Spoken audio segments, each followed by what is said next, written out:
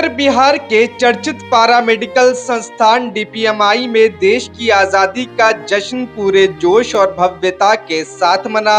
संस्थान परिसर में इसको लेकर कॉलेज प्रबंधन द्वारा व्यापक तैयारियां की गई थी। झंडोत्तोलन के लिए विशेष रूप से पूर्व केंद्रीय मंत्री अली अशरफ फातमी को आमंत्रित किया गया था। उनके अलावा कई और नामचीन लोग भी मौके पर मौजूद रहे, जिन्हें झंडोत्तोलन के बाद कॉलेज प्रशासन के द्वारा सम्मानित किया गया।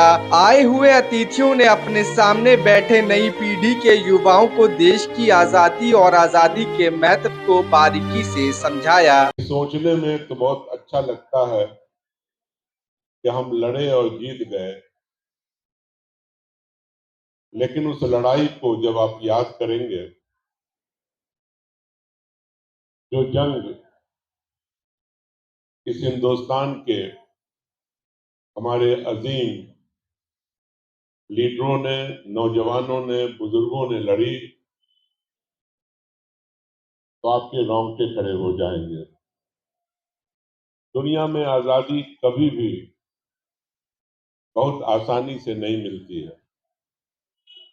आज भी दुनिया में कई जगह आजादी की लड़ाई हो रही है और आप अखबारों में पढ़ते भी होंगे और सुनते भी होंगे। आज सिर्फ एक छोटा सा इलाका है गाजा, जहां तकरीबन आजादी की लड़ाई में अभी 52,000 लोग शहीद कर दिए गए। आप सोचो कि इतने बड़े मुल्क को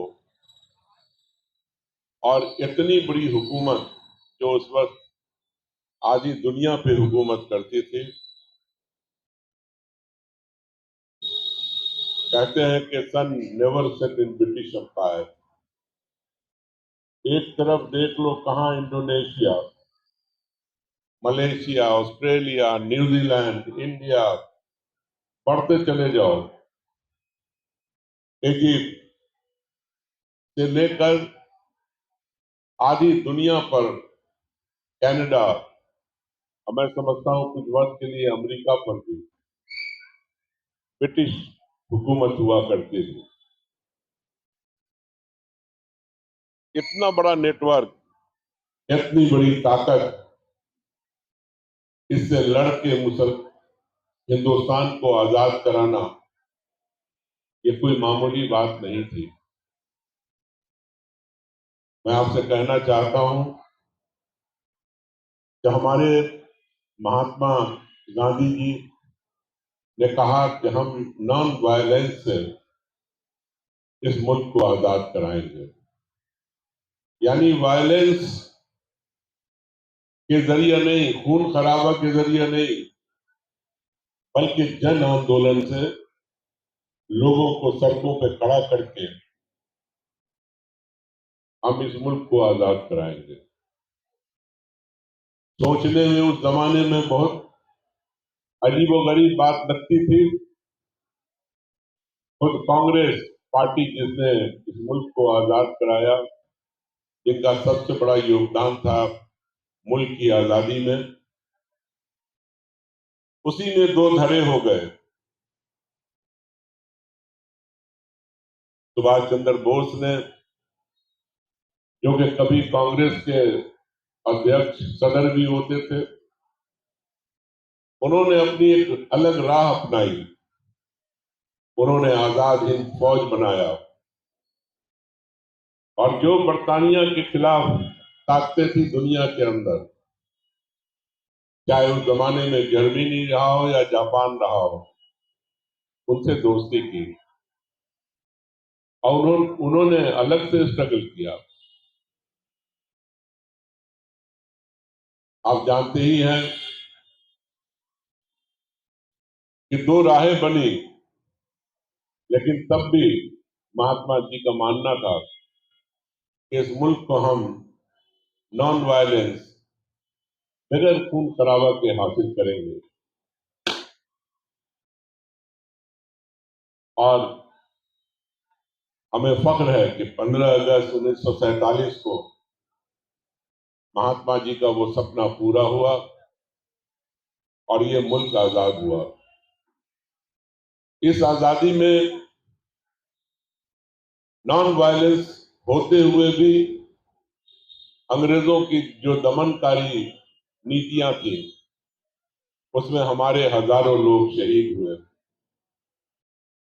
लेकिन आज का दिन हम उन शहीदों के नाम करते हैं और खास तौर से उन लीडरों के नाम, चाहे उसमें महात्मा गांधी जी रहे हों, पंडित नेहरू रहे हों, मौलाना आजाद रहे हों, सरदार पटेल रहे हों, सुभाष चंद्र बोस रहे हों, बड़ी बड़ी अजीम शख्सियत जिन्होंने अपने जान को जोखिम में डाल के इस मुल्क को आजाद कराया।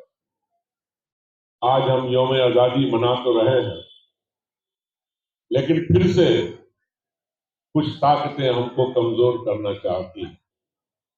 कहीं जात के नाम पर, कहीं धर्म के नाम पर, कहीं इलाके के नाम पर हमें कमजोर बनाने की कोशिश चल रही है। फिर से दुनिया के अंदर हिंदुस्तान अपनी मेहनत से आगे बढ़ करके फिर से दुनिया की बड़ी ताकत बन रहा है, लेकिन दुनिया आपको आगे बढ़ने नहीं देना चाहती। तो हमें इन सब चीजों को देखते हुए आगे बढ़ना है। आप जो यहाँ जो भी तालिब इल्म है, जो भी स्टूडेंट है, जो भी यहाँ आप तालीम हासिल करने के लिए आए हैं, सीखने के लिए आए हैं, आपको ईमानदारी से अपने जो भी सिलेबस सेलेक्ट किया है उसके अंदर ईमानदारी से काम करने की जरूरत है, पढ़ने की जरूरत है। आप सिर्फ इसलिए ना पढ़ें कि हम इसके जरिए नौकरी हासिल कर लेंगे, कुछ सिक्के कमा लेंगे, कुछ पैसे कमा लेंगे, बल्कि आपके मन में होना चाहिए कि हम इंसानी जिंदगियों को बचाने के लिए हमारी ड्यूटी होगी कि इस मुल्क को मॉडर्न इंडिया बनाने में हमारा योगदान हो। आप यकीन मानो कि जब एक पेशेंट जब आपके सामने आएगा, न तो वो आपका रिश्तेदार होगा, ना आपके जात का होगा, ना आपके धर्म का होगा, लेकिन आपका जो सबसे बड़ा धर्म होगा वो ये होगा कि उसको हम किस तरह से जिंदगी और मौत की लड़ाई में किस तरह से उसको बचा लें। ये वो इंसानियत आपके अंदर पैदा हो रही है जिसमें धर्म, जात, मजहब, इलाके से ऊपर उठकर आप इंसानियत की खिदमत करने जा रहे हैं। मुल्क कभी भी किसी एक से, किसी 100 से, किसी 1000 से नहीं बनता। मुल्क बनता है वहां रहने वाले हर इंसान से, और हर इंसान का मुल्क को बनाने में अपना कंट्रीब्यूशन है।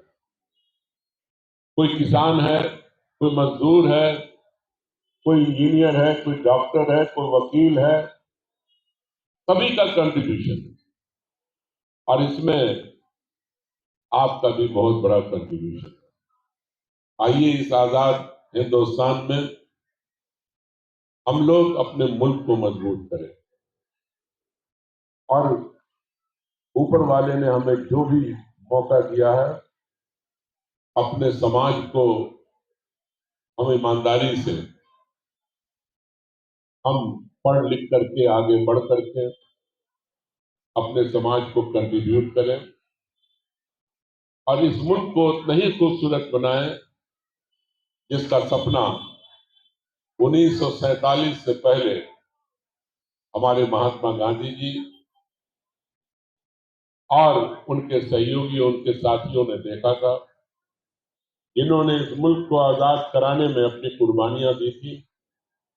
हम उनके सपनों को साकार करें और एक खूबसूरत हिंदुस्तान बनाएं,